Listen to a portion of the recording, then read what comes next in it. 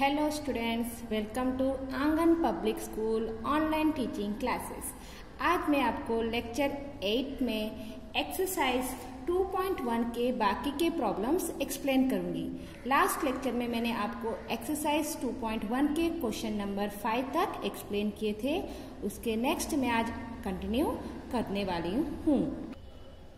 Question 6, आज मैं question 6 से स्टार्ट करूंगी। Question 6, Sahil wants to put a picture in a frame. The picture is 7/3/5 centimeter width. To fit in the frame, the picture cannot be more than 7/3/10 centimeter width. How much should the picture trimmed? Trimmed मतलब होता है cut करना, यानी कि आपको एक picture को frame में फिट करना है। यहाँ पे आपका एक फ्रेम है, उस फ्रेम के अंदर आपको पिक्चर को फिट करना है। पिक्चर के साइज 7/3/5 है और ये कह रहा है कि picture cannot be more than 7/3/10। तो आपको ये बताना है कि पिक्चर की साइज इससे ज्यादा नहीं होनी चाहिए, यानी कि इसमें से कितनी आप कट करोगे तो ये वाली साइज आपको यहाँ इतनी साइज यानी कि आप इस फ्रेम में फिट कर सकते हो, वो आपको बताना है। ओके, आपको ये बताना है कि पिक्चर को कितना ट्रिम करोगे, कट करोगे, तो तब जाके आपके फ्रेम के अंदर पिक्चर फिट होगी। ओके, तो उसके लिए सॉल्यूशन है, solution width of the picture. पहले तो पिक्चर की विड्थ यानी कि लेंथ। ओके, विड्थ साइड का विड्थ कितना दिया है वो हमें देखना है। विड्थ ऑफ द पिक्चर कितना दिया उन्होंने, 7/3/5। इसे मैं इम्प्रॉपर फ्रैक्शन में चेंज कर देती हूँ। 5 7 35, 36, 37, 38, यानी कि हमें आएगा 38/5 सेंटीमीटर। अब विड्थ ऑफ द फ्रेम की विड्थ कितनी है, विड्थ ऑफ द फ्रेम, यहाँ पे फ्रेम की साइज भी दी है और पिक्चर की साइज भी दी है। तो फ्रेम की साइज कितनी है, 7/3/10। तो 7 10 70, 70 प्लस 3 73/10 सेंटीमीटर। ये पिक्चर की साइज है, ये फ्रेम की साइज है। आपको ये वाली पिक्चर इस फ्रेम में फिट करना है। तो फ्रेम और पिक्चर की साइज सेम होगी तभी जाके वो फिट होगा। तो आपको ये बताना है कि पिक्चर की साइज कितनी कट करोगे तो फ्रेम में फिट होगी। ओके ना।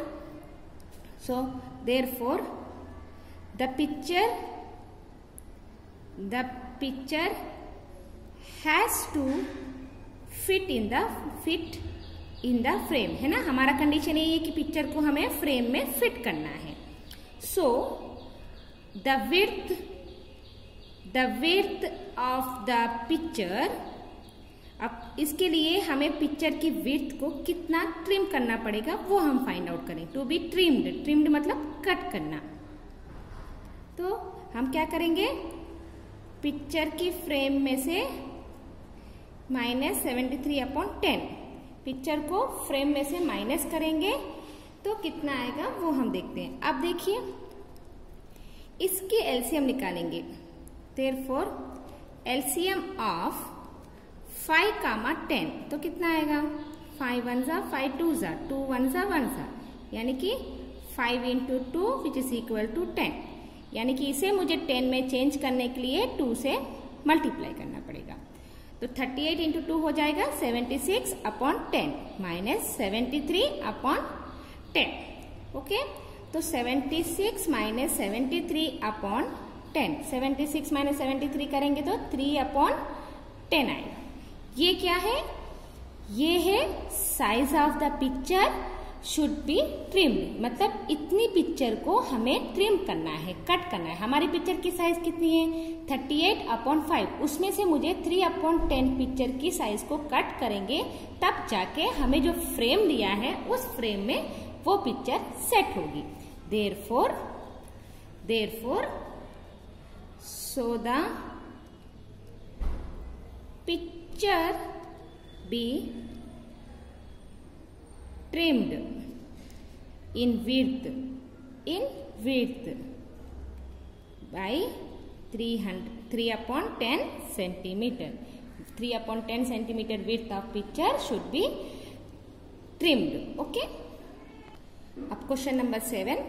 Ritu ate 3/5 part of an apple and the remaining apple was eaten by her brother Somu. How much part of the apple did Somu eat? Who had the largest share? By how much? यहाँ पे 3 question है. एक question है कि सोमू ने कितना Apple खाया, किसने ज्यादा खाया और कितना ज्यादा खाया. तो पहले आपको क्वेश्चन का समझना है. क्वेश्चन ये है कि अगर एक एप्पल है उसमें से 3/5 एप्पल, मतलब 1 एप्पल में से 3/5 एप्पल का पार्ट, आपके पास 1 एप्पल है, इस एप्पल में से 3/5, 3 पीसेस ऑफ 5 पीसेस किया, उसमें से 3/5 एप्पल किसने खाया? रितु ने खाया. अब जो बची हुई एप्पल वो किसने खाई? सोमू ने खाई. मतलब आपको ये बताना है कि सोमू ने कितना खाया. फर्स्ट क्वेश्चन हम ये फाइंड आउट करते हैं. तो क्या है, उन्होंने कंडीशन क्या दिया है? रितु एट, पहले रितु ने कितना खाया है? Ritu ate 3/5 part of the apple, है ना. ऑफ द एप्पल मतलब देयरफॉर ऑफ द एप्पल मतलब एक एप्पल में से उसने 3/5 एप्पल खाया. 3/5 पार्ट ऑफ द एप्पल खाया, टुकड़ा, 3/5 पीसेस. ओके. अब आपको सोमू एट बताना है. सोमू एक एप्पल में से उसने 3/5 पार्ट खा लिया. अब बचा हुआ पीस होता है वो किसने खाया? सोमू ने खाया. तो सोमू ने कितना खाया? Therefore Somu at the remaining part. तो पूरे एप्पल में से अगर रितु ने जितना खाया उसे माइनस कर दूं तो बचा हुआ सोमू का पता चल जाएगा, है ना. सिर्फ 1 एप्पल में से 3/5 पार्ट को माइनस कर रही हूं, then we can get how much Somu has eaten the apple. तो यहाँ पे डिनोमिनेटर कुछ नहीं है, मतलब 1 और 5 का एलसीएम निकालेंगे तो क्या आएगा? LCM of 1,5 is equal to 5 आएगा. यानी कि इसे 5 से मल्टीप्लाई करना पड़ेगा क्योंकि हमें डिनोमिनेटर को 5 बनाना है. तो 5/5 माइनस 3/5. तो 5 को कॉमन कर देंगे. 5 minus 3 is equal to 2/5 part. ये किसने खाया? सोमू ने. देयरफॉर हमें पता, फर्स्ट क्वेश्चन का आंसर हमने बता दिया कि सोमू ने कितना खाया. Somu ate 2/5 part of apple, है ना. 2/5 पार्ट ऑफ एप्पल. देखिए मैं आपको कैसे बताती हूँ. यहाँ पे एक एप्पल है, 3/5 मतलब एप्पल के पूरे 5 पीसेस. तो पहले 1 पीस, 1 2 3 और ये 4, 1 2 3 4 5 पीसेस हो गए. उसमें से 3/5 एप्पल किसने खाया? रितु ने. मतलब रितु ने 3 पार्ट्स खा लिए, है ना. अब सोमू ने कितने खाए? रिमेनिंग 2 पार्ट्स कितने बचे? 2/5. तो हमारा आंसर करेक्ट ही आया. Is it. अब एक क्वेश्चन, दूसरा क्वेश्चन क्या है? Who had the larger share. तो किसने ज्यादा खाया? ये सोमू का है 2/5 और रितु का 3/5. तो हम इसे कंपेयर करेंगे. सिंस 3,5 एंड 2,5, 2/5, इन दोनों में से बड़ा क्या है? 3/5 क्योंकि डिनोमिनेटर पहले से ही सेम है. सिंस 3/5 ग्रेटर देन 2/5, 3/5 2/5 से ज्यादा है तो 3/5 किसका पार्ट है? रितु का. Therefore Ritu ate larger share. तो रितु ने ज्यादा खाया, लार्जर शेयर. दूसरा क्वेश्चन, हाउ मच, कितना ज्यादा खाया. तो हम क्या करेंगे? रितु ने जो खाया उसमें से सोनू ने जो खाया उसे माइनस कर देंगे तो हमें पता चल जाएगा कि रितु ने कितना खाया, है ना. तो देयरफॉर 3/5 माइनस 2/5 रितु का पार्ट और सोमू का पार्ट अगर हम माइनस कर देंगे तो हमें ये पता चल जाएगा कि रितु ने कितना ज्यादा खाया. क्योंकि हमें ये तो पता चल गया कि रितु ने ज्यादा खाया, लेकिन कितना ज्यादा खाया वो हम फाइंड आउट करेंगे. डिनोमिनेटर पहले से सेम है तो 5 3 minus 2 which is equal to 1/5 part. तो रितु ने कितना खाया? Therefore Ritu ate 1/5 part more then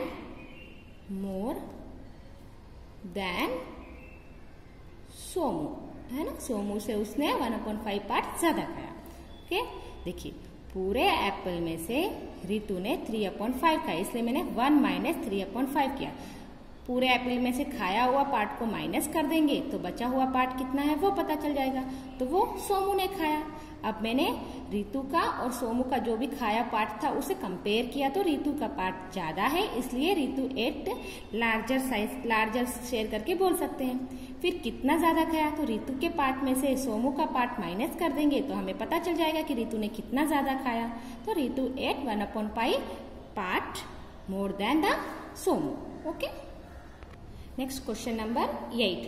question number 8, Manoj finished coloring a picture in 7/12 hour. Vaibhav finished coloring the same picture in 3/4 hour. Who worked longer? By what fraction was it longer? यहाँ पे एक ही picture को colour करने में 2 person है। First person कौन है? मनोज ने पिक्चर को कलर करने के लिए कितना टाइम लिया? 7/12 आवर लिया। मनोज ने पिक्चर को कवर करने के लिए 7/12 आवर लिया। और वैभव ने पिक्चर को कलर वही पिक्चर को कलर करने के लिए 3/4 आवर लिया। एक पिक्चर है जिसे पहले मनोज ने कलर किया तो उसे 7/12 आवर लगा, और फिर वही पिक्चर को अगर वैभव ने कलरिंग की तो उसे 3/4 आवर लगा। तो अब आपको ये बताना है हु वर्कड लॉन्गर, तो किसने ज्यादा टाइम लिया वो आपको बताना है कि किसने ज्यादा टाइम लिया पिक्चर को कलर करने के लिए, और उसके साथ साथ कितना ज्यादा लिया वो भी आपको बताना है। पहले आपको ये पता लगाना कि किसने ज्यादा टाइम लिया। तो okay, we will start doing. पहले हमें Manoj coloured the picture, Manoj ने पिक्चर कलर करने के लिए कितना टाइम लिया? In 7/12 hour. अगर वही पिक्चर वैभव ने कलरिंग की, Vaibhav coloured the picture in 3/4 hour में लिया। अब इन दोनों का कंपेयर करेंगे, क्योंकि हु वर्कड लॉन्गर, किसने ज्यादा वर्क किया है ना, तो कंपेयर करेंगे और कंपेयर करके किसका ज्यादा है वो पता लगाएंगे। तो कंपेयर करते हैं हम उन दोनों का, कंपेयर 7/12 एंड 3/4। कंपेयर करने के लिए हमें क्या करना पड़ेगा? डिनोमिनेटर को सेम करना है, तो एलसीएम ऑफ 12 और 4 का निकालेंगे तो 2 6 2 2 2 3 2 1 3 1 1 है ना। तो कितना आया एलसीएम? 2 2 4 4 3 12 आपका एलसीएम है। तो ये तो पहले से ही 12 है डिनोमिनेटर, तो यहाँ पे 12 करने के लिए आपको 3 से मल्टीप्लाई करने होगा। तो 7/12, 3 3 9 9/12 किसका ज्यादा है? कौन सा नंबर ज्यादा है? 9/12 है, तो 9/12 इज ग्रेटर। अब ये 9/12 सिंस 9/12 इज ग्रेटर, तो ये 9/12 किसका है? 9/12 कौन सा? 3/4 को किया तो 9/12 आया ना, मतलब क्या है? ये वैभव का है ना। देयरफॉर वैभव वर्कड लॉन्गर, क्योंकि 9/12 जो टाइम है वो वैभव का है, इसलिए मैंने वैभव वर्कड लॉन्गर करके लिखा है। अब इन्होंने एक और क्वेश्चन पूछा था, by what fraction it longer, कितने फ्रैक्शन ज्यादा है ना। तो लॉन्गर में से शॉर्टर को माइनस कर देते हैं, यानी कि वैभव के टाइम में से मनोज का टाइम माइनस कर देंगे तो हमें पता चल जाएगा कि वैभव ने कितना वर्क ज्यादा किया, कितना लॉन्ग लिया था टाइम। तो ऑलरेडी डिनोमिनेटर 12 है, तो 9 - 7 which is equal to 2/12, 2 1 2 6 which is equal to 1/6 hour है ना। Therefore Vaibhav worked 1/6 hour longer, उसने 1/6 आवर ज्यादा वर्क किया। ये था क्वेश्चन 7 एक्सरसाइज 2.1। अब हम एक्सरसाइज 2.2 स्टार्ट करेंगे। एक्सरसाइज 2.2 का फर्स्ट क्वेश्चन है which of the following A to D show, मतलब आपको ये बताना है कि इस फ्रैक्शन और इस पिक्चर का कॉम्बिनेशन कौन सा आएगा। आपको मैच करना है कि फ्रैक्शन और पिक्चर कौन से दोनों सेम है। देखिए यहाँ पे 2 × 1/5 यानी कि 1/5 वाला फ्रैक्शन पहले ढूंढ लीजिए। 1/5 फ्रैक्शन कहाँ है? तो पहले 5 पार्ट्स वाला क्या है ये, तो ये है 1/5 क्योंकि ओवरऑल पूरे फ्रैक्शन पार्ट्स कितने हैं 5 है, उसमें से कितना शेड किया गया है 1 ही शेड है, इसलिए हम इसे लिखेंगे 1/5 और ये भी 1/5 है। कितने हैं 1/5 2, यहाँ पे 2 × 1/5 मतलब 2 टाइम्स ऑफ 1/5। तो फर्स्ट का आंसर क्या है डी, तो D represent 2 times 1/5 that is 2 × 1/5। Okay, अब सेकेंड क्वेश्चन 2 × 1/2 1/2 वाला पिक्चर, पहले ये फ्रैक्शन वाला पिक्चर देख लीजिए। 1/2 कहाँ पे, यहाँ पे 2 पार्ट्स में 1 पार्ट शेड किया है, इसलिए हम इसे लिखेंगे 1/2 पार्ट्स और इसका भी हम 1/2 कहेंगे, है ना। तो ये कितने टाइम है 2 टाइम। इसका आंसर क्या है सेकेंड आंसर का बी आंसर है रिप्रेजेंट 2 टाइम्स 1/2 दैट इज 2 × 1/2। 3 × 2/3 2/3 का पार्ट्स का है, पहले तो 3 देखिए 3 वाला कहाँ है ये है, इसमें से 2 पार्ट शेड किया है ना। तो ये कितना है 2/3 और ये भी 2/3 कितनी बार रिपीट हो रहा है 3 टाइम्स, तो यहाँ पे भी वही दिया है 3 × 2/3 यानी कि 3 टाइम्स ऑफ 2/3, तो इसका आंसर ए है। 3 × 1/4 1/4 कहाँ ये है 1/4, ये भी 1/4 और ये वाला भी 1/4 कितनी बार रिपीट हो रहा है 3 टाइम्स, तो यहाँ पे भी वही है 3 × 1/4। तो ये है question number 1 of exercise 2.2। Question number 2, some pictures A to C are given below, tell which of them show. मतलब आपको ये बताना है, यहाँ पे भी सेम है कि आपको यहाँ पे थोड़े पिक्चर दिए हैं, उस पिक्चर को क्वेश्चन A से C तक मैच करना है। तो यहाँ पे देखिए 3 × 1/5 इसका मतलब क्या हुआ 3 × 1 = 3 3 = 3 आप इसे देखिए 1/5 वाला फ्रैक्शन कहाँ है, पहले 5 पार्ट्स वाला क्या है ये है ना 1 2 3 4 5 वाला पार्ट है, इसमें से 1 पार्ट शेड दिया है, तो हम इसे कैसे लिखते हैं 1/5 कितनी बार रिपीट हो रहा है 3 टाइम्स, तो यहाँ पे भी वही है 3 × 1/5 विच इज इक्वल टू 3/5। देखो इक्वल टू 3 पार्ट्स को शेड किया है, तो इसका आंसर क्या है फर्स्ट आंसर का सी है ना, C is the first answer. Okay, next 2 × 1/3 1/3 कहाँ पे है यहाँ पे 1 2 3 पार्ट्स है, उसमें से 1 पार्ट शेड किया है, तो ये हो जाएगा 1/3 और ये भी 1/3। जब आप इन दोनों को ऐड करेंगे तो क्या आएगा 2/3 है ना, आप ऐड करेंगे तो 2/3 आएगा, तो यहाँ पे भी वही दिया है 2 times of 1/3 which is equal to 2/3। तो इसका आंसर क्या है ए।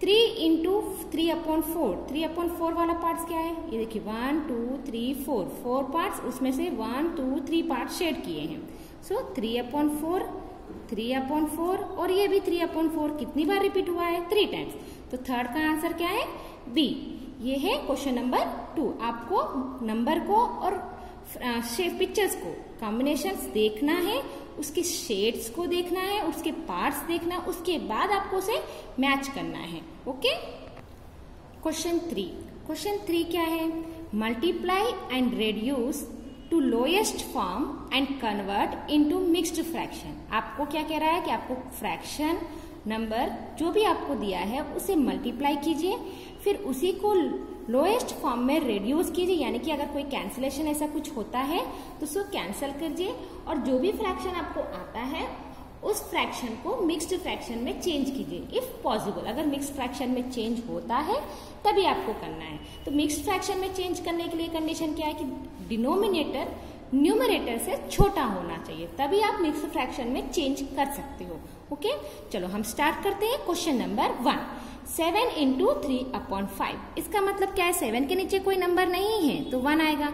7 × 3/5 यहाँ पे ये मल्टीप्लीकेशन है तो यहाँ पे कोई एलसीएम निकालने की जरूरत नहीं है, डिनोमिनेटर को सेम करने की जरूरत नहीं होती है जब हम मल्टीप्लाई या डिवीजन करते हैं।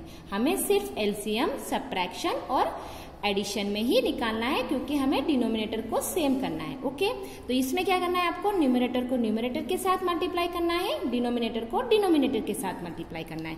तो 7 3 21/5 इसका कोई कैंसिलेशन हो नहीं सकेगा तो ये यहाँ पे स्टॉप होगा। अब इसको हम मिक्स्ड फ्रैक्शन में चेंज करते हैं, डिनोमिनेटर न्यूमरेटर से छोटा है तो हम इसे डिवीजन कर सकते हैं। तो कैसे आएगा 21 को डिवीजन करेंगे 5 से, 5 4 20 माइनस करेंगे तो 1। तो इसका मिक्स्ड फ्रैक्शन कैसे लिखते हैं हम, मिक्स्ड फ्रैक्शन क्या है coefficient remainder by divisor. Question क्या है 4, रिमाइंडर क्या है 1 और divisor 5। 4 1/5 is the mixed fraction of 21/5। Okay, अब क्वेश्चन नंबर 2। क्वेश्चन नंबर 2 क्या है 4 × 1/3।